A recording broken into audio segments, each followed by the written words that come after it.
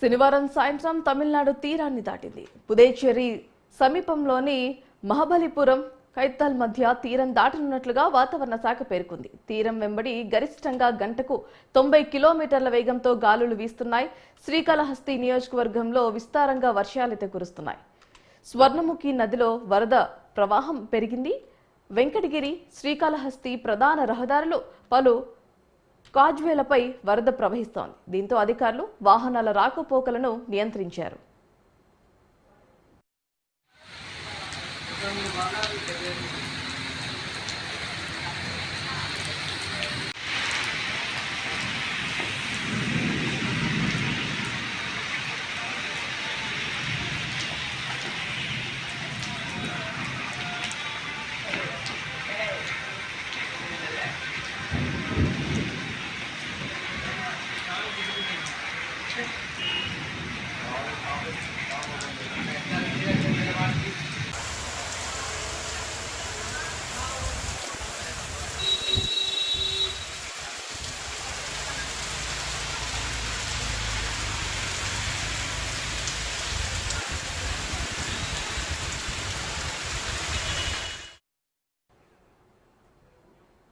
కోనసీమ జిల్లా వ్యాప్తంగా 22 మండలాల్లోనూ వర్షం కురవడంతో ప్రజలు ఇబ్బందులు పడ్డారు.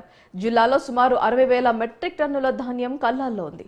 ధాన్యం తడిసిపోకుండా రైతులు టార్పాలిన్లు కప్పి జాగ్రత్తలు తీసుకున్నారు. కొన్ని చోట్ల ధాన్యం బస్తాలు తడిచిపోయాయి. వర్షం ఇలాగే కొనసాగితే మరింత ఇబ్బంది పడతామని అన్నదాతలు ఆవేదన వ్యక్తం చేస్తున్నారు. కేంద్రపాలిత ప్రాంతం యానం తుఫాను ప్రభావంతో అతలాకుతలమవుతోంది. పుదేచేరి బీచ్ రోడ్, మత్స్యకారుల గ్రామాలు, పట్టణ ప్రాంతాల్లో ఈదురుగాలులతో కూడిన భారీ వర్షానికి ప్రజలు గజగజ వణుకుతున్నారు.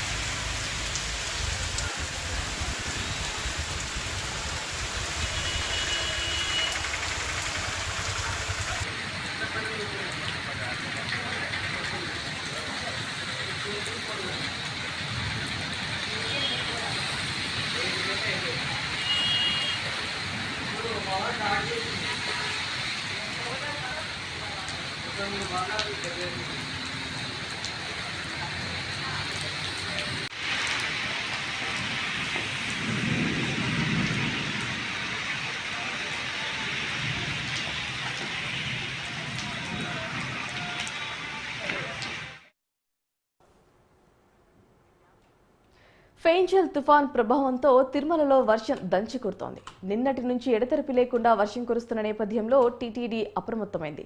తిరుమల ఘాట్ రోడ్లో బండరాళ్లు విరిగిపడే అవకాశం ఉండటంతో అధికారులు అదనపు భద్రతా సిబ్బందిని ఏర్పాటు చేశారు.